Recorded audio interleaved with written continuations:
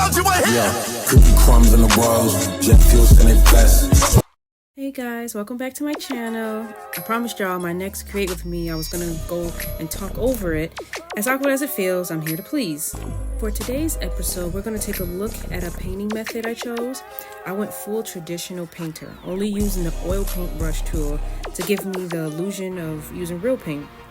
I focused on tracing a light sketch to give me like a map, and then after that I just kind of laid down the base color, which was like this brownish mustard yellowy hue.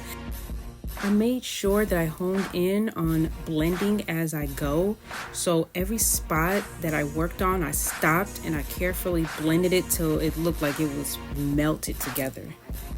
Like I do with my real paintings, I made sure that I went back every time with highlights and shadows, so like you can really see it in his forehead, where his eyebrows are, the bridge of the nose. You can see where I use the mustard yellowy light for the highlights and kind of that darker brown reddish for the nose, or like the top of the lip, or like the creases in the eyes.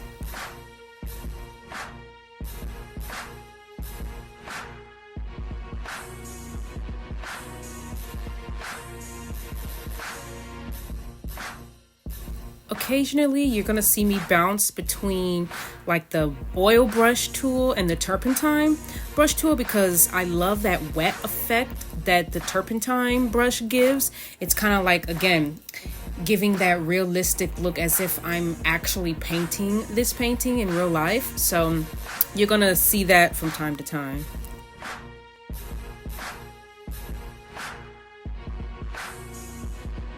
I drew only a little bit of the locks because I use those as like a marker, because again, the light sketch was just like a map starter. After that, I really didn't need a light sketch. I kind of just focused and based on the reference and put paint anywhere I felt was the correct spot. And so using those locks kind of helped me determine where I needed to place what paint and what spot, and to make sure that the composition was correct. It wasn't wonky looking, or And that's the beauty of Procreate, because it's like if you mess up, you can just erase or click undo, and that's something you can't do with actual painting. You either have to like paint over it, or like if you mess up, you're just gonna have to find a way to manipulate it. But here, I loved how if I did make a mistake, I can just undo, or I can just erase it and try again.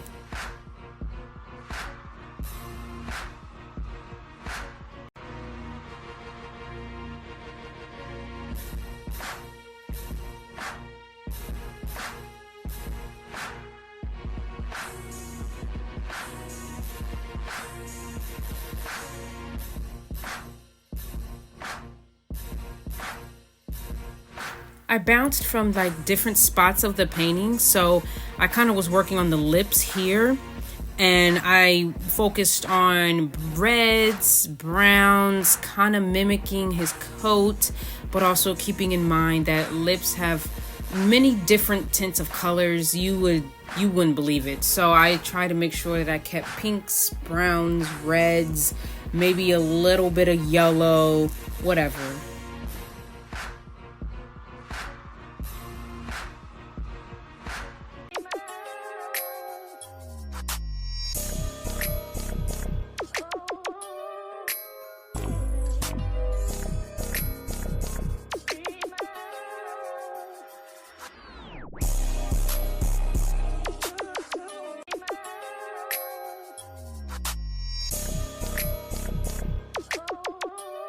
I don't know if you guys caught it, but what I would normally do is I'll put specks in a spot. I'll do like a speck, and then I'll go back and blend it out.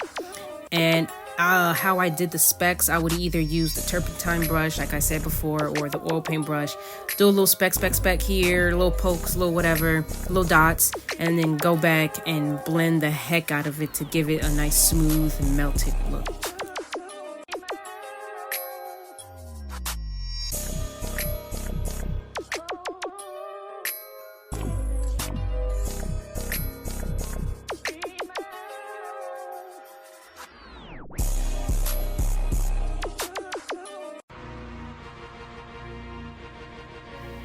Here again, I do a quick sketch just so, for composition's sake.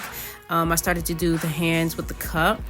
The cup was my favorite part, but also kind of nerve-wracking because I never really normally do cups with reflection, like see-through glass and stuff. So I had to really keep in mind how to convey that this is a cup of wine and it's see-through, and you can see like his other thumb and his clothes in the back. This is where I also start putting down the base of his locks to help me, guide me on like where the composition is, where things need to be placed.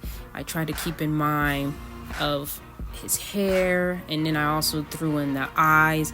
Like I said, I go from one part to another part. I bounce back and forth, so you're gonna see me bounce back to the eyes, then back to the skin, then back to the hair.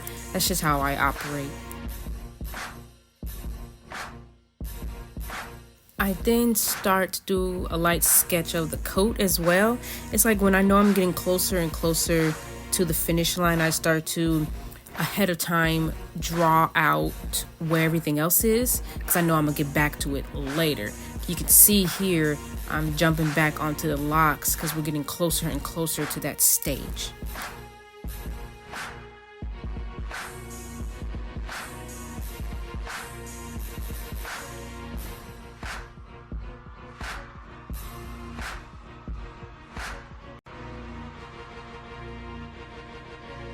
Now with the locks, I used the same brush, turpentine and oil, but what I did was, it was very light, as you can tell, so I'll do like super light, and then I'll go back and darken it.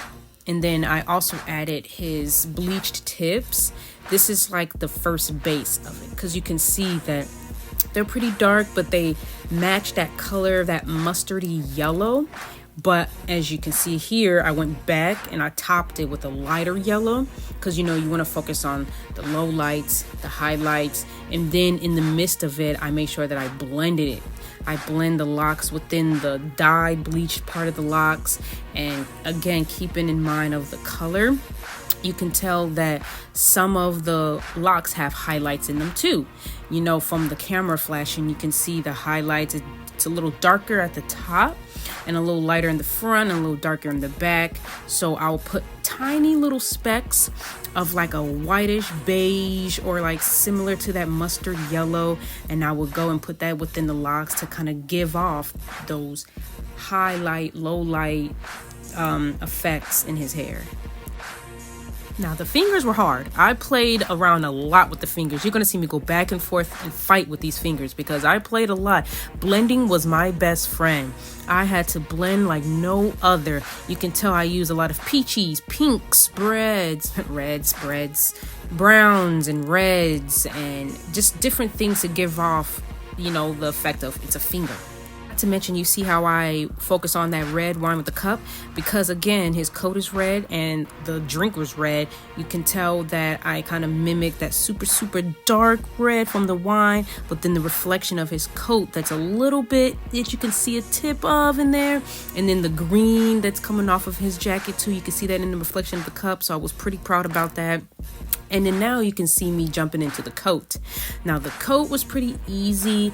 I just put down a super basic base of like a fire truck red, jumping back in with some dark shadows, low lights, jumping in with some highlights, and then blending it all together.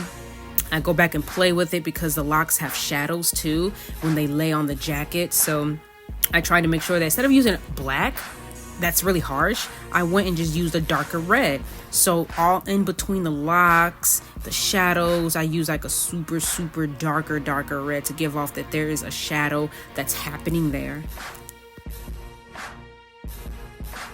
Having the page already be white helped with the glass of the cup towards the bottom, because again, it's supposed to be see-through, so you're supposed to see the coat through the glass. So the help of kind of leaving some of the coat white from the background helped with that cup to give the effect of, yeah, this is a see-through glass.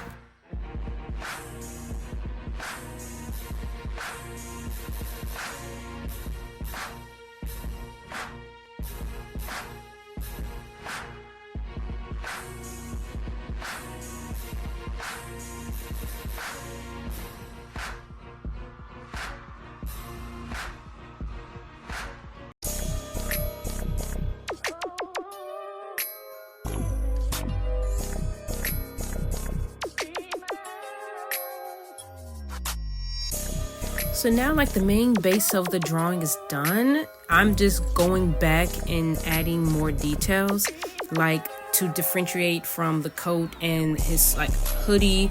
I put like a darker red to kind of have the coat pop out a bit, so it's not getting too lost within the hoodie.